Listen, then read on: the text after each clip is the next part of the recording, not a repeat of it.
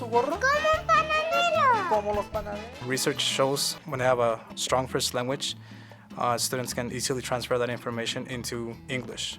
The thing I like about a Spanish-only classroom is that I can, first of all, encourage their first language, which is Spanish, and really give them a strong foundation so they can be more successful in their future. But also, it gives me the opportunity to work with their families because most of the parents are monolingual Spanish speakers. So that gives me the chance to work with parents, and families are able to support what we're doing in the classroom at home. Most of my students come with low vocabulary in Spanish, but by the end of the school year, my students leave my classroom with a very strong foundation in Spanish, but also they start to pick up English. They start to become bilingual by the end of their first year.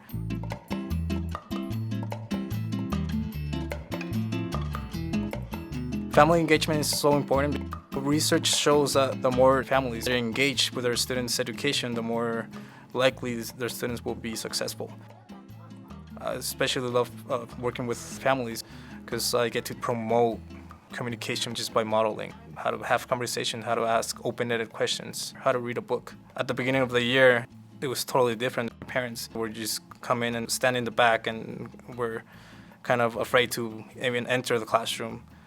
So it took a while for them to feel comfortable, and I had to tell them, hey, you're more than welcome to stay here, and parents are welcome to come any time of the day. In the past, I've had parents that don't know how to read, worried about how to support their children at home, but it doesn't matter if the parents know how to read as long as they're talking to their children because they're learning through language. I teach parents how to read the pictures, but still read the book, and their children learn the concepts about print. They can learn how to hold the book, how to turn the pages, read from left to right. So there's many things that the parents can teach their children, even though they don't know how to read themselves. In the morning, we have a great opportunity to have parents in the classroom since we have breakfast. When parents walk in, they assist their students in washing their hands and helping their students write their name. Afterwards, they eat breakfast and they have conversations with their children and their friends. So it gives that opportunity to have those conversations. This year, I started using a project approach in my classroom. Project approach is in-depth investigation of a project. So you go more into details and you do research about the subject. So I first have to observe the students to see their interest. And then from there, we take on a project. For example, in the trip to a local greenhouse, my students got really engaged and really interested in learning about plants.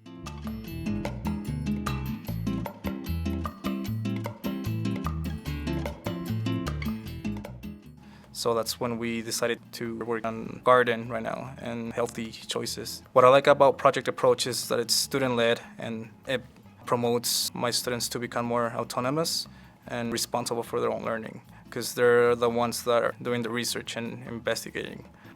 My role as a teacher kind of shifts as the facilitator. I'm not directly teaching, but I'm just there like doing research with them.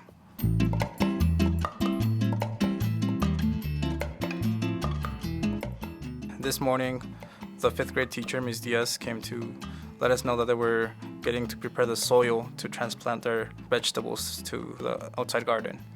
And we worked with the 5th grade students to prepare the soil.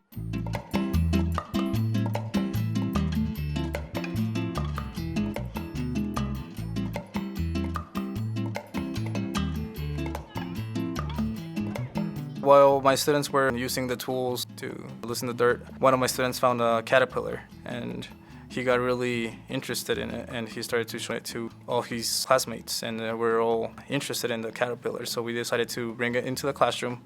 We put it in the science center.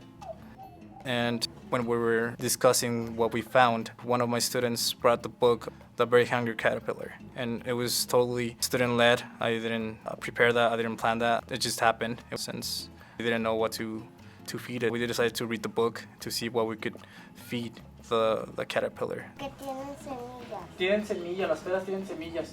Y vamos a ver qué más se comió, qué son. Every morning we start the objective of the day with a question in the whiteboard. And then I give my students the chance to talk to each other so we can activate their prior knowledge and to see what they know about the subject. And it gives me the opportunity to do assessment on the spot.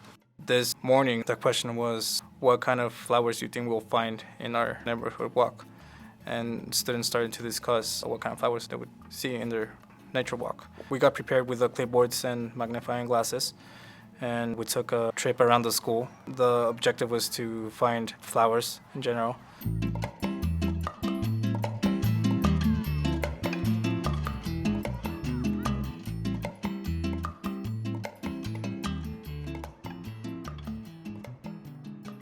Students just found different flowers, and they were notating in their notepads what they learned and what they saw during the trip.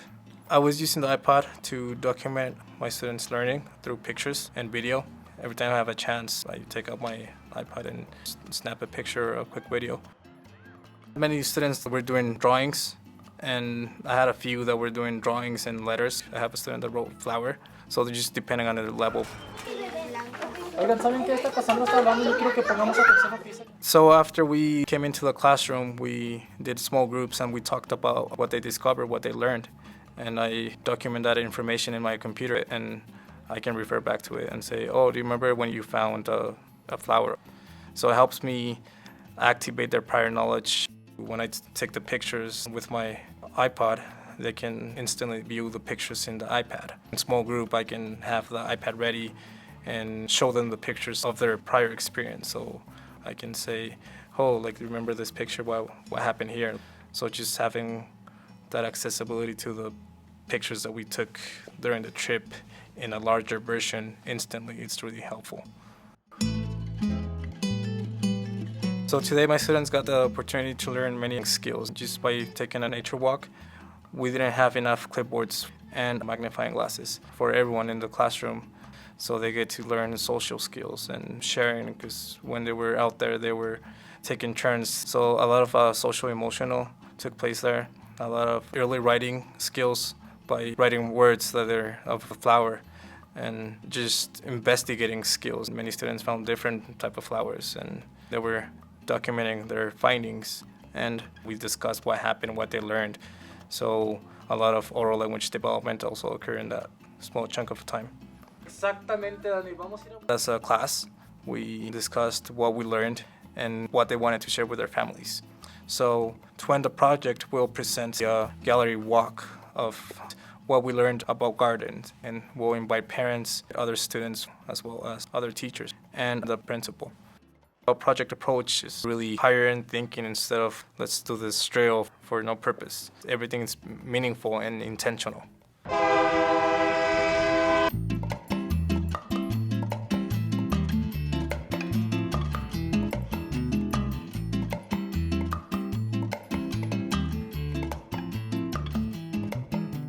Project approach involves the whole community. It's not just the teacher and the paraprofessional. The whole community comes together to provide this education for the students. In our garden project, the class worked together with the 5th grade classroom.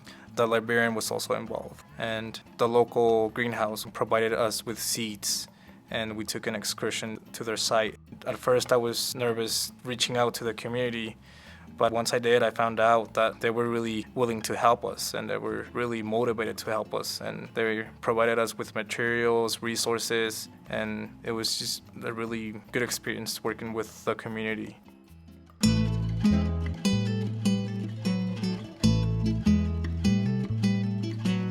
I love working with my students. I have high expectations for every student, even though most of my students come with low resources, very few experiences with books.